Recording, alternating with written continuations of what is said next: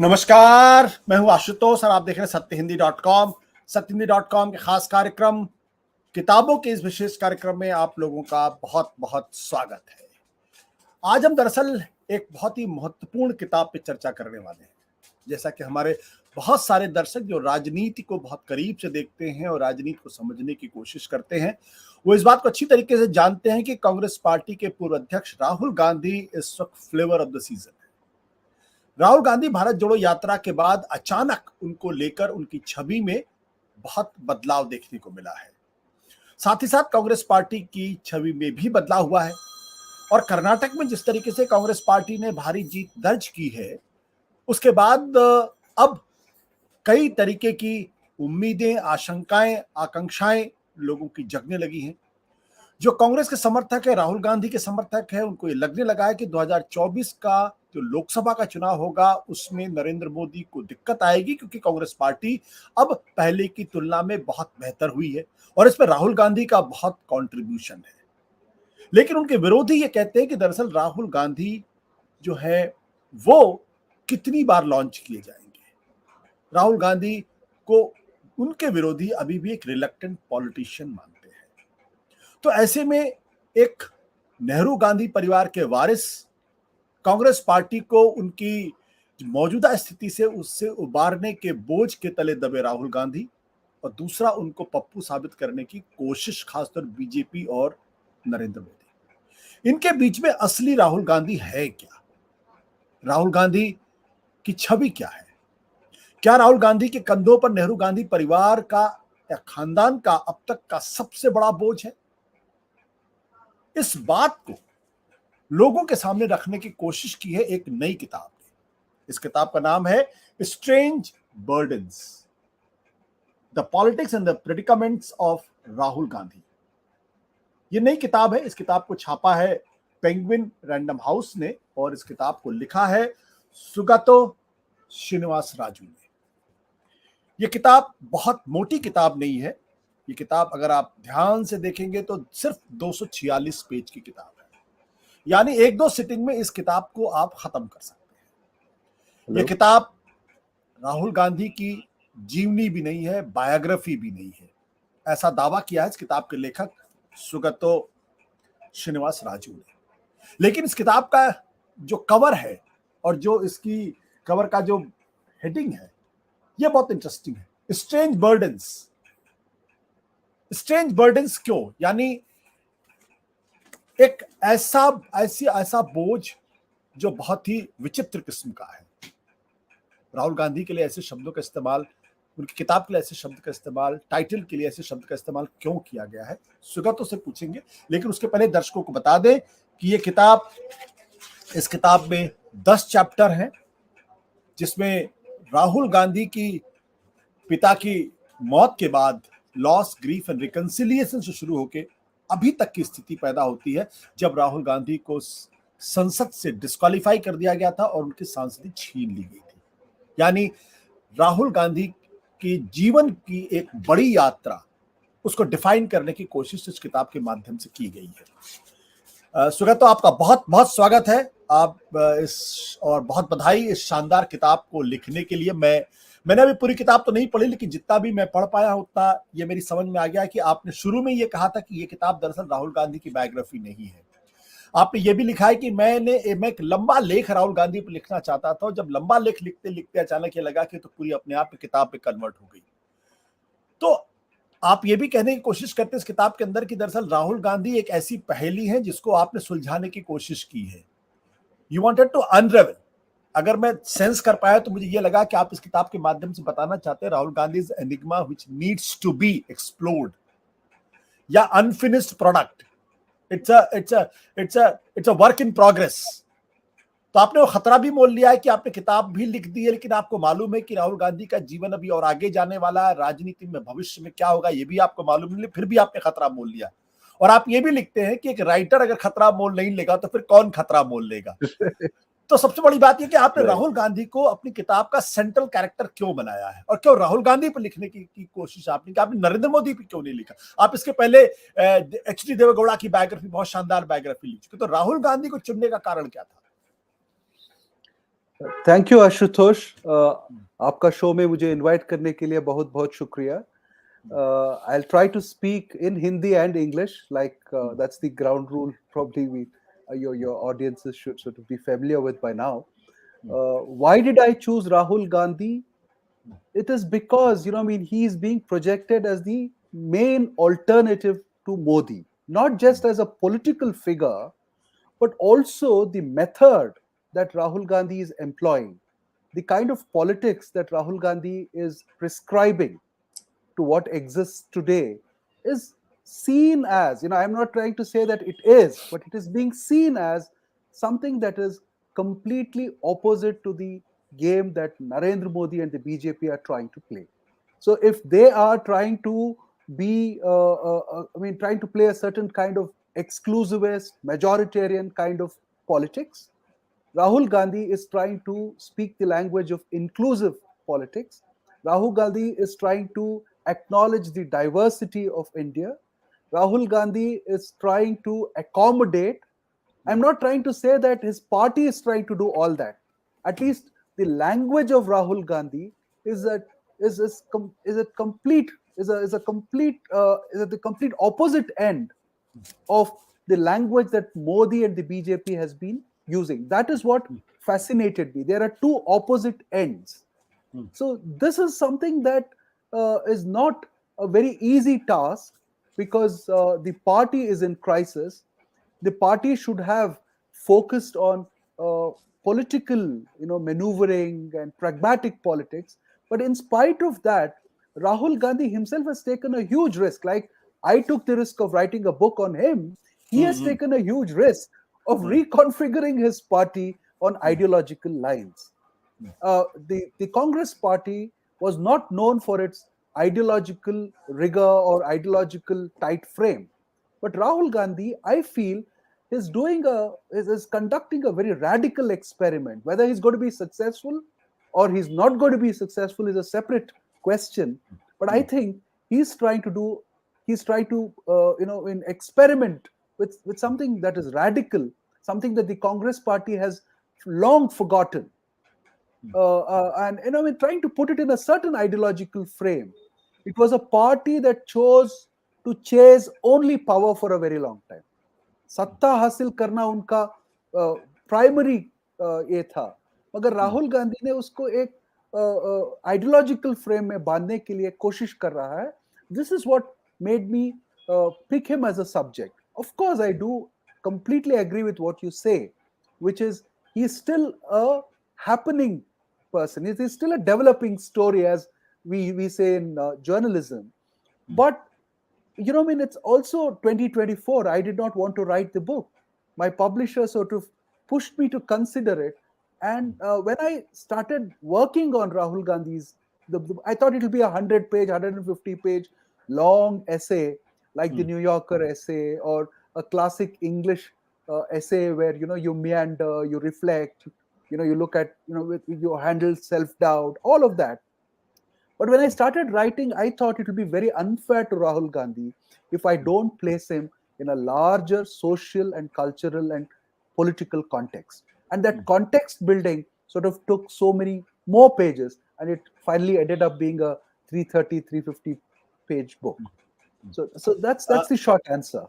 Yeah, it's almost like 302 pages. Yes. Plus the introduction. Out of 302 pages, 60 pages are only bibliography and other things. So the book is basically 242 pages. But आप जब नरेंद्र मोदी के बारे में बात कर रहे थे, राहुल गांधी के बारे में बात कर रहे थे, तो आपने ये लिखा है, it's easy to be Narendra Modi but supremely tough to be Rahul Gandhi. यानी नरेंद्र मोदी होना आसान है, राहुल गांधी होना बहुत मुश्किल है. जबकि लोग शायद इसका उल्टा समझे कि नरेंद्र मोदी होना बहुत मुश्किल है, राहुल गांधी होना बहुत आसान है. आपने ये क्यों लिखा कि नरेंद्र मोदी होना इतना आसान है, राहुल गांधी होना मुश्किल? ये क्यों लिखा आपने? Why did you write that? Modi does not have any baggage. Modi does not have to prove anything. See, Modi himself calls himself a fakir. No, Modi एक बार बोला उन्होंने कि मैं फकीर हूँ, ek jola leke chal pada. I mean, that kind of a slogan. He came, he was like a Devegowda kind of character. He came from nowhere. He sort of was self-made, and whatever he has achieved is a gain. But in the case of Rahul Gandhi, he is just not to prove himself, but he also has to preserve a legacy. He also has to convince history. He has to fight his own ancestors. He's always compared to a Nehru or an Indira Gandhi, and his own ancestors become his tormentors at times. And there is the party is at an inflection point after 2014. See, before 2014, he was relatively in a better space because the party was in power. He could do what he wanted. He was doing all his experiments in the Youth Congress. He was trying out primaries and this and that. But once the party came into a certain crisis and it was reduced to a double digit in 2014, the onus of reviving the party, the onus of proving that he has the mettle to revive the party, the onus to prove that he is not the nemesis of the party, all of that. And Narendra Modi is a formidable kind of opponent that he's facing. So to fight a Narendra Modi, to fight the comparison with his own ancestors, Nehru was extraordinarily gifted as an individual, as a politician, as a statesman. And Indira Gandhi was Machiavellian, of a very, very high order. I think she could pull off elections, pull off splits. The party split several times under her, and she could still keep power. She kept coming back to power even after the 1977 disaster. She comes back to power within 3 years. So there is Nehru, who is now they're trying to revive him as the ideologue of the party, and there is Indira Gandhi, who was electorally enormously successful, who is being compared. Rahul Gandhi has to sort of make himself worthy of his own ancestors, of the expectation of liberals and progressive politics, and everything is pivoted on him today. It's not on the communists, not on the socialists, not on any regional party. Everybody thinks that if there is a national alternative, it is the Congress, and the Congress better revives itself. And who is to do that revival? It is Rahul Gandhi, and he is alone. So that makes him, that's the burden that he carries. That's the huge burden that he carries. And Modi, see, even when Modi became what he became, that is Chief Minister of Gujarat or the Prime Minister of India, he had an entire infrastructure called the RSS.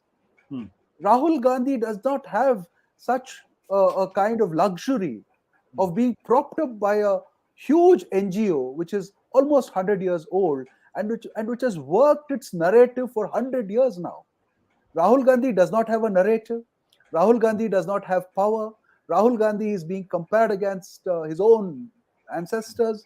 And he is to sort of also meet the expectations of the liberal progressive kind of space, social democratic space. I just received an email just before I logged into your show, and from a very top person from Ahmedabad.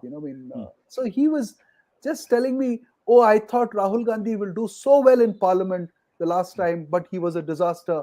I really hope and pray that he does well and he sort of holds everything together. How are we to otherwise fight Modi? So this is the kind of pressure that one is sort of constantly hearing, and Rahul Gandhi must be feeling it enormously. So that's why I say Rahul Gandhi, it's not easy to be Rahul Gandhi at all. Rahul Gandhi has to live has to carry the weight of 5 generations. It's easy to say he's a 5th generation dynast, but there is also the weight of those 5 generations to carry. But Sugat, आप बिल्कुल उल्टी बात कर रहे हैं, क्योंकि आपकी बातों से जितना मैं समझ पाया है कि Narendra Modi is the privileged one, not the Rahul Gandhi. Absolutely. So, but normally, yes.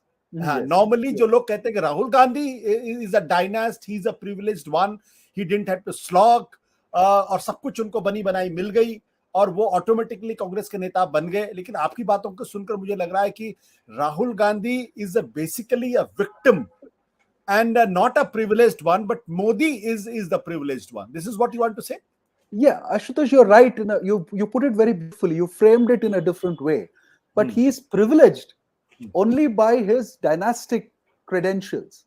But everything else is against him. The historical circumstance. If you look at what is happening the world over, there are right-wing governments, populist governments coming to power. They're using 1,000 years history to say that the elites have, completely taken over. So we need to displace them.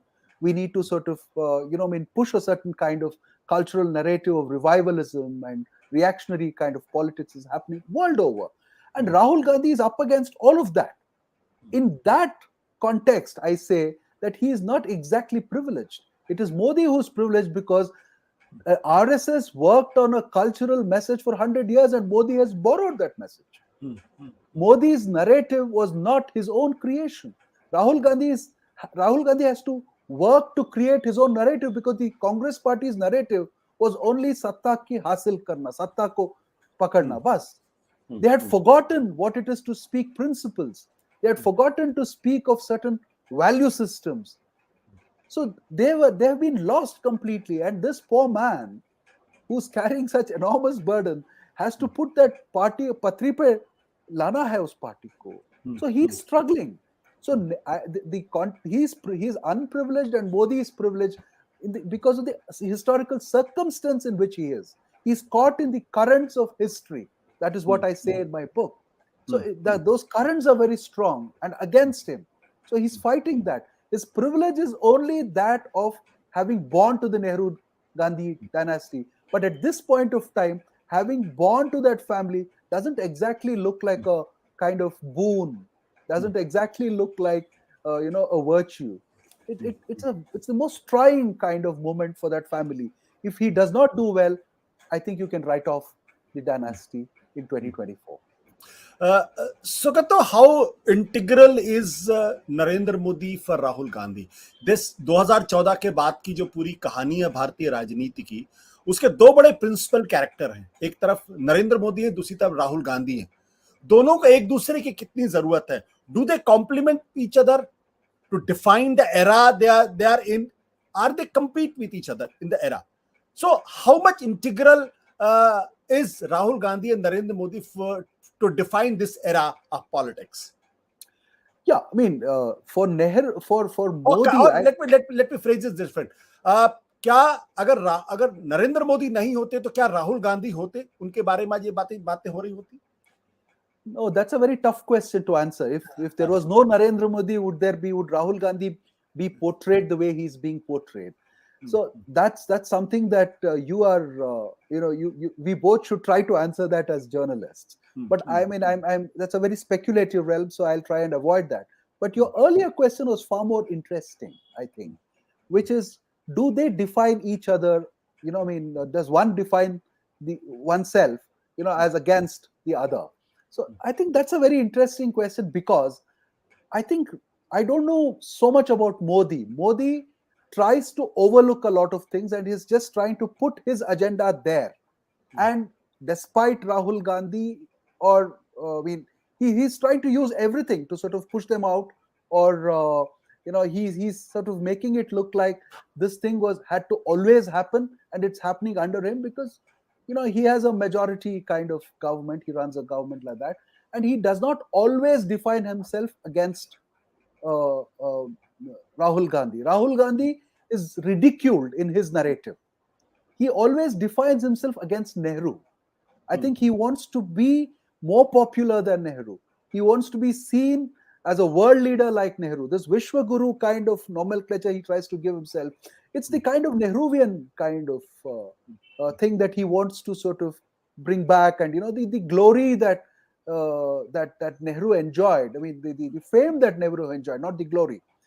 He wants that by using other means, by using the economy, trying to say that we are such a big economy, we are inevitable to the world. Geopolitically, we are positioned in such a way that the liberal democratic world will need us much more than China or some other country. So he is trying to play several things. But in the case of Rahul Gandhi, I feel he is trying to frame himself directly opposite to Modi. He is more dependent on Modi than Modi is dependent on Rahul Gandhi. Rahul Gandhi gets dismissed in the Modi narrative as a pappu. Hmm. Although he is significant and important, their numbers are reduced, so he's not a big threat to Modi as of now. But in the case of Rahul Gandhi wants to make himself look morally superior to Modi because he's not politically able to beat Modi. He is trying to put himself नैतिक एक pedestal में उनको खुद को डालना चाहते हैं. That is why he always tries to portray Modi in a very dark terms. And that is why he says, I will forgive you for all that you have done. And forgiveness is a narrative that he has picked up from his family. The family has had to forgive all the while. They had to forgive the killers of Rajiv Gandhi. They had to forgive the killers of Indira Gandhi. They had to forgive a lot of backstabbers inside the party. They have to now sit with people like Sharad Pawar, who raised a very basic question against Sonia Gandhi in 1999. So the whole thing has gone in a certain way for them, and he is now, trying to position himself as morally superior to a Narendra Modi. So he's trying to make himself look more ethical, and he's trying to the other side. So that's the kind of binary that we are watching. That is the kind of play that is happening between the two, and I don't think that will be very successful for Rahul Gandhi, because in politics. In politics, I don't think the ethical counts a lot. There are so many other things that come into play. You know that much more than I do. So the ethical positioning may not always help, but Rahul Gandhi is trying to become the ideological and moral compass of his party and the opposition space. And even during the Bharat Jodo Yatra, that is how he was being presented. He was being presented, Ashutosh, you'll be surprised. The official Twitter handle of the Congress party called him a tapasvi 8 times. 8 times. So where is the urge to call him a tapasvi? So can a tapasvi be also the Prime Minister of India? So is the path of the tapasvi, will it automatically open the doors to the Prime Minister's residence or the Prime Minister's office? Is it a political battle or a spiritual battle that Rahul Gandhi wants to fight? Is it a political battle or an ethical battle that Rahul Gandhi wants to fight? In fact, funnily, his party is described by his opponents as some kind of a large NGO that he's trying to run. So NGOs try to keep that kind of try to make the principle central, not pragmatic politics. So that's exactly what Rahul Gandhi is doing. So he's trying to pitch himself in very ethical terms against Narendra Modi. Even the hugging incident in Parliament, if you recall that thing. So he went and hugged because he is trying to suggest that, oh, you may be a monster, but I'm still forgiving you. I'll come and sort of bestow that thing. Like Sonia Gandhi became Saint Sonia, quote unquote, when she sacrificed thing. So they are very conscious of that. They want to keep that moral positioning for themselves and portray the other side as completely dark, completely over. So both the narratives are not reality. That's not reality at all. But Sugata, is it a defeatist strategy? Because आपको मालूम है कि आप जीत नहीं सकते, तो आप कभी कभी जिंदगी में होता है कि आपको मालूम है कि आपका जो गोल है वो अनअचीवेबल है, और बट आप डिफीट एक्सेप्ट नहीं करना चाहते, तो आप अपनी जिंदगी को एक नया लॉजिक देते हैं कि मैं वो सारे काम नहीं कर सकता जो हमारा अपोनेंट कर रहा है, जो हमसे आगे निकल गया है. So you take that position. ये एक लॉजिक हो सकता है, ये एक थियोरी हो सकती है, बट आपको क्या लगता है कि या यही एक रास्ता है जिस रास्ते पे चल के कांग्रेस पार्टी को नए सिरे से खड़ा किया जा सकता है? वो नरेंद्र मोदी आरएसएस के रास्ते पे चल के बीजेपी कांग्रेस पार्टी को नहीं खड़ा किया जा सकता, तो वो उस रास्ते को एक्सप्लोर करने की कोशिश कर रहे हैं, या वो एक हारे हुए नेता का defeatist strategy? Defeatist is maybe a little too strong a word, Ashutosh. Probably he is experimenting, and that, see, the problem in politics is a certain expediency. You have to do it in real time. You cannot keep on trying and experimenting with ideas. That is what Rahul Gandhi is accused of doing. So he is trying out new ideas. Those new ideas, for anybody who has a conscience, will feel that it's right, it's correct. Probably you have to sort of, address your audiences with a certain empathy and and compassion and sympathy and all of that. And you should not divide people. You should actually, if at all you can do something, you should bring people together. So those are principles which are welcome and should be the default of any democratic society, or default of any egalitarian good society. So that is what he is trying to say. By saying that, he is trying to give a message to the public that Modi has taken all that away. Modi has made this a very bold, very violent, very majoritarian, very kind of exclusivist kind of society. So he probably thinks that is the only thing that is available to him also. See, in between, he tried to be a soft Hindutvawadi. There is nothing like a soft Hindutvawadi. You're a Hindutva or you're not Hindutva. But he tried to play with the hierarchy of caste Hinduism. He tried to pitch himself right at the top. He tried to say Ambi Janeudari hai and all that. But all of that recoiled. It did not work in 2019. So after 2019, after he has given up the presidency to the Congress party, I think he has tried to play a larger role of a moral compass to the party. So, but that is exactly why I suggest in the book that when you're doing it, don't do it in a half-hearted manner. Why don't you go on a front foot and say that I will never be Prime Minister of this country. I don't want any executive power. I will build the narrative for this party. I will sort of be the guardian of and custodian of the values of the Congress party, as Mahatma Gandhi ji and others sort of put into it. He is not willing to say that either. So you can either be a moral compass or you can be Prime Minister in waiting. You can't be both. I think the sooner he realizes that, he'll be more successful. So, and party also automatically revives because the number one chair opens up for a lot of people. And there will be greater enthusiasm and energy inside the party. So that is something that he has to consider. In fact, in the book, I say that there is the trusteeship idea of Gandhi that he should embrace. So there is a ideological mechanism for him to do that. So he should say clearly that I don't want executive power. I am not chasing executive power. Like Mahatma Gandhi, I'm not trying to say that he should be another Mahatma Gandhi. He can never be that. But what I'm trying to say is that is one ideal that he may want to pursue and allow a certain political machine to run efficiently. So those are the contradictions anyway of the person. And we all have to sort of grapple with those contradictions. आपने अपनी किताब का जो introduction है उसमें एक जगह आपने लिखा है, the scorn and humiliation heaped on him also creates an aura of tragedy around him. There is a Jesus Christ and a Mother Teresa archetypes that played out in his image. In the Indian tradition, gods, kings, and sages represent a range of good and bad emotions. They are not unidimensional in their pursuit of goals. They are go-getters, grabbers, never reluctant pursuers of dream. Rahul Gandhi seems unfamiliar with this cultural dimension. Absolutely. I'm so happy that you caught those lines, because my central argument, one of the central arguments in the book is that Rahul Gandhi does not have a cultural narrative. And he's trying to fight the cultural nationalism of BJP without a cultural alternative. So what is it that he is bringing into Indian politics then? He's trying to bring the Western Enlightenment values of reason, of logic, of egalitarianism, liberty, personal liberty, and things like that.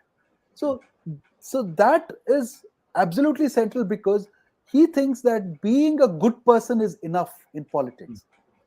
But in this Sama Beda, whatever that phrase is in Sanskrit, you need everything in politics.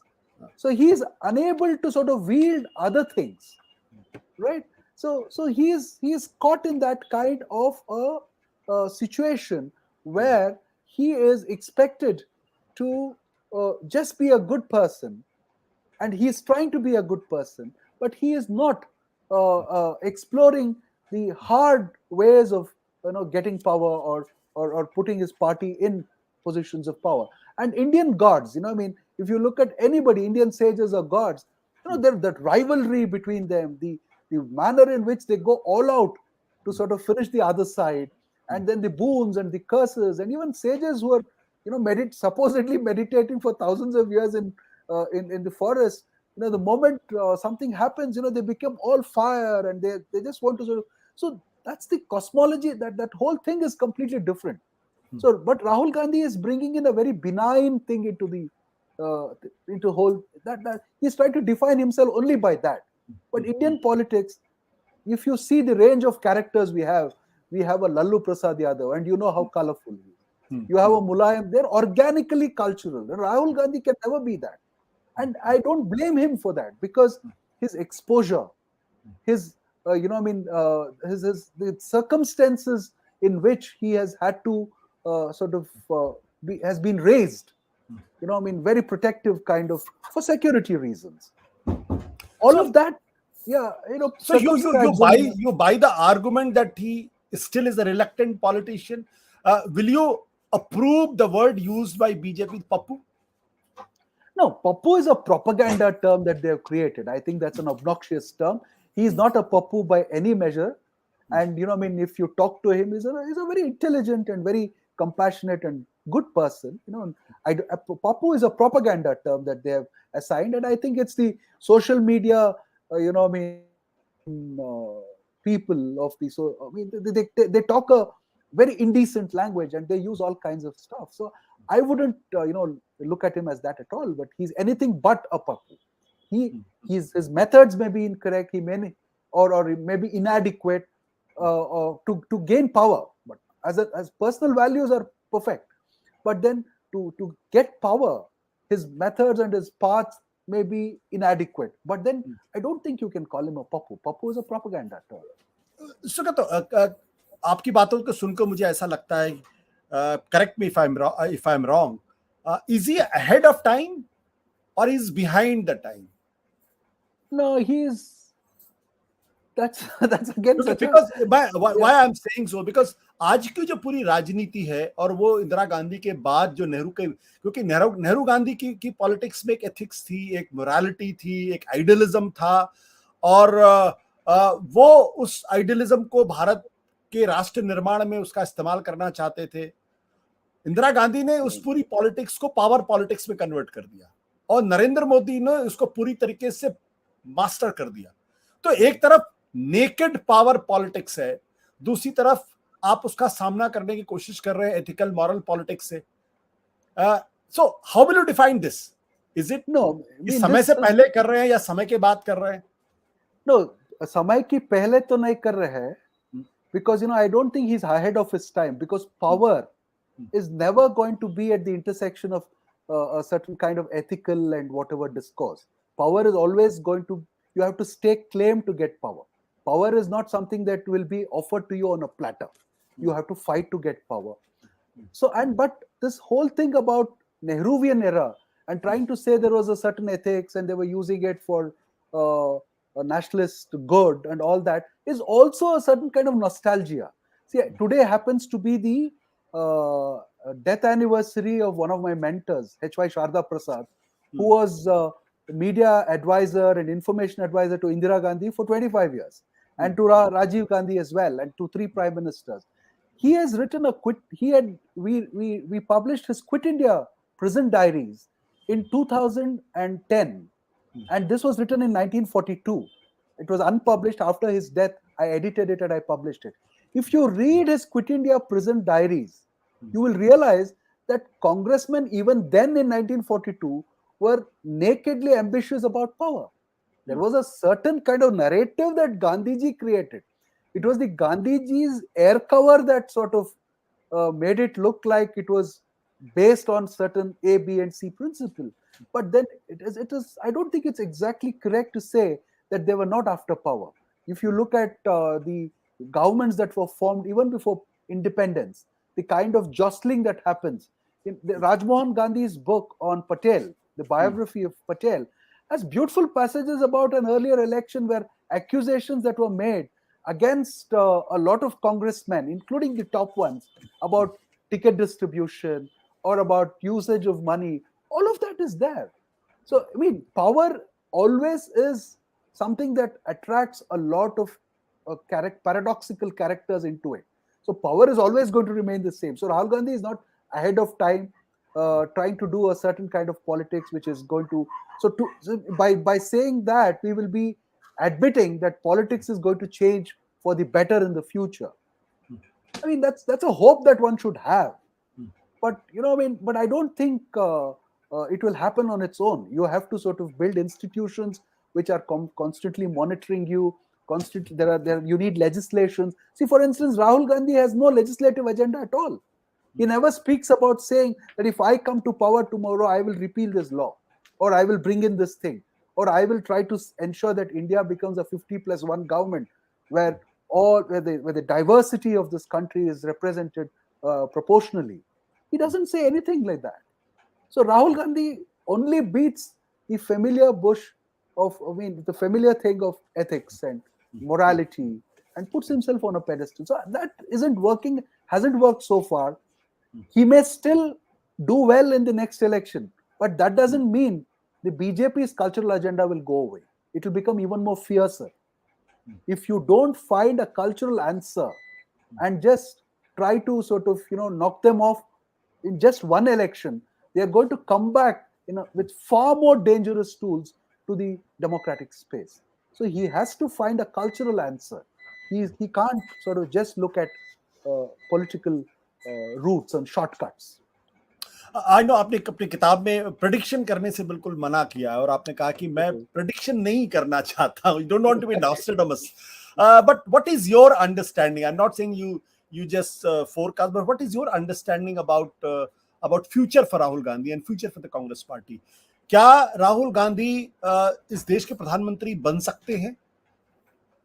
I don't know if he really wants to be the prime minister. And going by all that you see now, Ashutosh, it doesn't look very encouraging. You don't see that the opposition alliance making a headway. See, it will only be decided after your seat arrangement is final. So if the seat arrangement, there is a paradox there. If the alliance has to do well, the party that has to sacrifice the most will be the Congress Party, because the number of head-on seats that they fight with the BJP and the regional parties is they'll have to sacrifice a lot. And if they come down from 424 or 425 seats that they contested last time to a smaller number, then what happens to their vote share? What happens to their national imprint? So it's a kind of catch-22 situation. The Congress has to sacrifice more if the alliance has to do well. And the alliance partners are actually in a better position. And they are all parties which grew at the expense of the Congress in the past. None of them, grew at the expense of the BJP. They all grew at the expense of the Congress. And I don't think they'll be foolish to revive the Congress and then wash their hands off and go home. The regional parties, I mean to say. So I think somewhere that Rahul Gandhi is caught in a kind of strange situation where the party has to sacrifice more. But if the party sacrifices more, then what happens to its future becomes the question. So I'm not exactly hopeful as of today. I really hope and wish, like you and others, that it improves. So is Rahul Gandhi nemesis or savior of Congress? That was a question that I asked in the book. I don't know. We all want him to be the savior, because you need a good opposition space. You need somebody to sort of checkmate the whole the juggernaut of the Modi and the RSS and the BJP machine. So you need a vibrant opposition and a vibrant party that can come to power on its own or in a grand alliance. You want them. Nobody wants them to go away. I think even Mr. Modi, when he was asked in an interview, what do you mean by Congress Mukt Bharat? He never said that he wants to physically eliminate the Congress leaders or he wants them to be gone. He said, I don't want the values of the Congress to thrive in this country.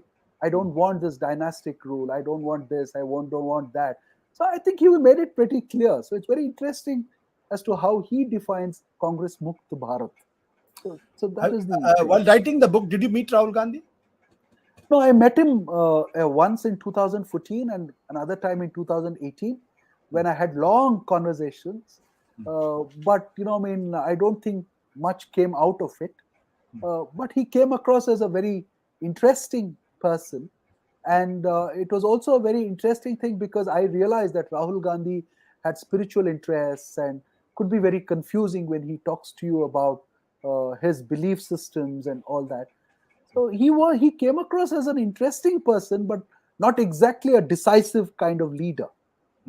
So he came across as a kind, sympathetic, empathetic kind of person, compassionate, very kind, but तब not से अब तक exactly कुछ बदलाव decisive. दिखाई पड़ा 2019 से लेकर 2023 तक, स्पेशली आफ्टर भारत जोड़ो यात्रा. Is he a change person?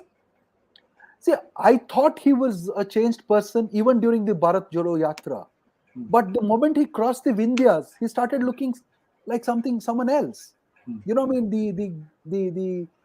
he tried to position himself more as a kind of Shiv Bhakt after he crossed the Vindhyas. Until the Vindhyas, the language that he used, which I write in the book, was based on his speeches and quotations and all that.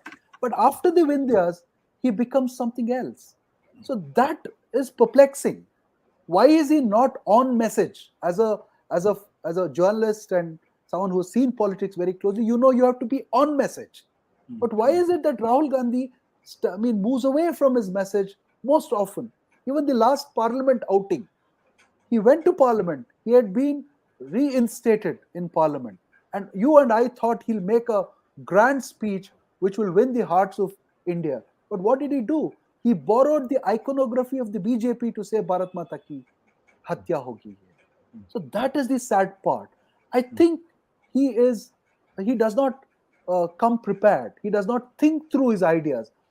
And he does not have the experience to just speak like a Lalu Prasad Yadav and instantly work. That is, piles and piles of experience that speaks through them. Is it not because too much is expected from him? Quite possible. कि उनके बारे में जो parameters हैं वो इतने high कर दिए गए हैं कि देन फाइनली अगर आप लालू प्रसाद यादव बोलते हैं तो शायद आप उनसे कुछ ज्यादा उम्मीद नहीं करते, या फिर आप नरेंद्र मोदी बोलते हैं तो आप बहुत ज्यादा उम्मीद नहीं करते, लेकिन राहुल गांधी से आप सर्टेन पैरामीटर्स की उम्मीद करते हैं कि बोलेंगे, तैयारी करके आएंगे, कनेक्ट करेंगे, इशू को सब्जेक्ट अच्छा तरीके से रखेंगे. Yeah, that is the basic expectation that you want him to have about Rahul Gandhi. So what is wrong if he had come with a written speech and read it out? His mother used to do it. So the most important thing is the message, not your impromptu performance. See, Modi is a performer, and Vajpayee was a performer, and Sonia Gandhi was not a performer. She used to read it out. But that sincerity or something else clicked with the people. She could not match a Vajpayee. Rahul Gandhi should realize that he cannot match the performance of Modi. He has to come prepared. He has to see. I write in the book again. I refer to how Indira Gandhi used to get prepared for press conferences. She used to do mock press conferences before she actually addressed press conferences, and she used to get secretaries of departments to throw the toughest questions at her. And she would do 2 round, 3 round of mock press conferences before she actually met the press. See, and she did not have to do that. She had already won Bangladesh. She had already been prime minister for 15 years. But why did she still do that? Because you are expected to speak with a certain clarity and speak with a certain conviction. And sometimes all of us are not performers. See, even Bhimsen Joshi, whom I was listening this morning, or Mansoor, or anybody, before a concert, it's one thing to do riyaz at home. You can get a few things wrong here in front of your small baitak. But when they went on to big stages, their riyaz would be very, very extended before the whole thing. They would pick the rag, it was a performance. And for a politician, it's extremely important as to how you air or how you speak what you have in your head. What he has in his head and his heart is very good, but what comes out is disappointing. बिल्कुल. सुगतो ने जैसा कहा, हम इस वक्त बातचीत कर रहे हैं राहुल गांधी की जीवनी पर नहीं, बल्कि राहुल गांधी को समझने के लिए एक किताब आई है जिसका नाम है strange burdens, the politics and the predicaments of Rahul Gandhi. ये किताब लिखी है सुगतो श्रीनिवास राजू ने, बेंगलोर में रहते हैं, वहां के बड़े पत्रकार हैं. इन्होंने इसके पहले एच.डी. देवेगौड़ा की भी बायोग्राफी लिखी थी, की बायोग्राफी लिखी थी, बहुत मोटी बायोग्राफी लिखी थी एच.डी. देवेगौड़ा की बायोग्राफी, और अब ये किताब आई है। तो अगर आपको राहुल गांधी को समझना है, राहुल गांधी क्या चीज है, राहुल गांधी की पॉलिटिक्स क्या है, राहुल गांधी की प्रॉब्लम्स क्या है, राहुल गांधी की समझ क्या है, तो आपको इस किताब को पढ़ना पड़ेगा। लेकिन ये किताब उनकी जीवनी नहीं है, ये बात किताब के लेखक ने बहुत अपने चैप्टर किताब की शुरुआत में ही कर दी। ये किताब दरअसल राहुल गांधी को समझने की कोशिश है, उनकी पॉलिटिक्स को समझने की कोशिश है।